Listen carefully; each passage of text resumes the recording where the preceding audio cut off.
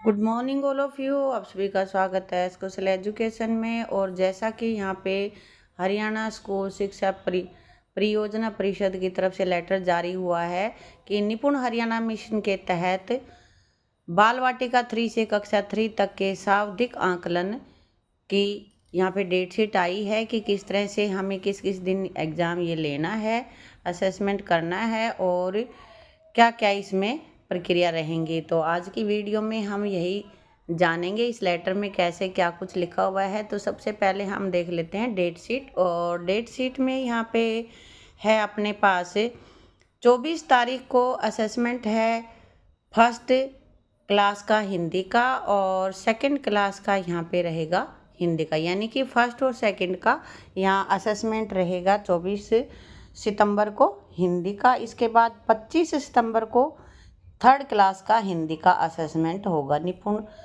Haryana mission के तहत इनका सावधिक आकलन होगा। उसके बाद 26 सितंबर को रहेगा फर्स्ट और सेकंड का गणित का और 27 सितंबर को रहेगा कक्षा 3 का गणित का, थर्ड क्लास का मैथ्स का रहेगा। उसके बाद 28 सितंबर को रहेगा फर्स्ट और सेकंड क्लास का इंग्लिश का असेसमेंट लेना है और 30 सितंबर को रहेगा थर्ड क्लास का इंग्लिश का, यानी कि 24 तारीख को फर्स्ट और सेकंड का हिंदी का, 25 को रहेगा थर्ड क्लास का हिंदी का, 26 तारीख को यहाँ पे असेसमेंट रहेगा फर्स्ट और सेकंड का गणित का, 27 तारीख को असेसमेंट यहाँ पे रहेगा थर्ड क्लास के गणित का और 28 सितंबर को रहेगा अंग्रेजी का फर्स्ट और सेकंड क्लास का और थर्ड क्लास का इंग्लिश का पेपर रहेगा 30 सितंबर को। इसके बाद बाल वाटिका 3 का भी असेसमेंट होगा और वो होगा 1 तारीख को। अब यहाँ पे आकलन की प्रक्रिया यहाँ पे जान लेते हैं। सबसे पहली बात तो कि हमें ये असेसमेंट निपुण ऐप पे लेना है।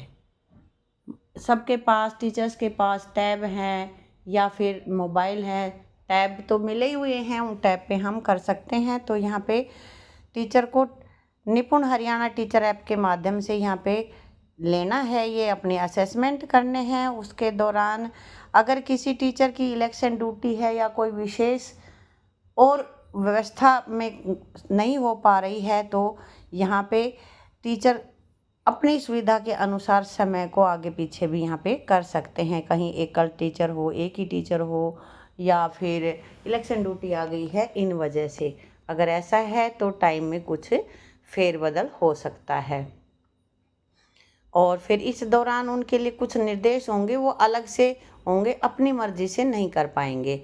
फिर इसके बाद यहाँ पे दे रखा है कि कुछ शिक्षक ऐसे हैं जिनका स्थानांतरण हो गया है तो वो उनके पुराने जो स्टूडेंट्स हैं वही दिखा रहे हैं। तो आज जब आप दोबारा से अपनी एम्प्लॉय आईडी डालोगे और फिर सिंक करोगे स्टूडेंट्स को तो आपकी क्लास वहाँ पे आपके जो बच्चे जिस स्कूल में आप हो, क्योंकि जब सिंक करेंगे तो MIS से डाटा तो वहाँ पे हमें उस जिस स्कूल में हम अब काम कर रहे हैं उस स्कूल का UDIS कोड डाला जाएगा। तो UDIS के बाद में आपका जिस स्कूल में आप पढ़ा रहे हैं वही टीचर शो करने लग जाएगा। सबसे पहले हमें अपने निपुण हरियाणा टीचर ऐप को अपडेट करना होगा। अपडेट करेंगे उसके बाद ही हम ये अपने पीरियोडिक जो असेसमेंट है, सावधिक आकलन है, वो कर पाएंगे। ये बाल वाटिका 3 से स्टार्ट होकर कक्षा 3 तक के यहाँ पे असेसमेंट होंगे, पीरियोडिक असेसमेंट, और 4th 5th के बाद में होंगे ये SCRT के द्वारा बनाए जाएंगे और चुनाव के बाद अक्टूबर के 4th सप्ताह में ये असेसमेंट करवाए जाएंगे 4th और 5th क्लास का। तो इस वीडियो में यही बताया गया है कि क्या हमारी डेट शीट है और किस तरह से हमें आकलन करना है। तो आपको यदि आपके स्टूडेंट सारे शो नहीं कर रहे हैं तो सबसे पहले तो MIS पे बच्चों का हमें सेक्शन अलॉट कर देना होगा, MIS पे अपडेट करने होंगे और उसके बाद हम MIS से अपने स्टूडेंट्स को सिंक कर लेंगे निपुण ऐप में जाकर। अगर किसी साथी को इसमें दिक्कत आती है, नहीं कर पाते हैं, तो मैंने वीडियो बनाया हुआ है और उसका लिंक भी डिस्क्रिप्शन में आपको मिल जाएगा, वहाँ से आप जाकर अपने बच्चों को सिंक कैसे करें वो भी देख सकते हैं।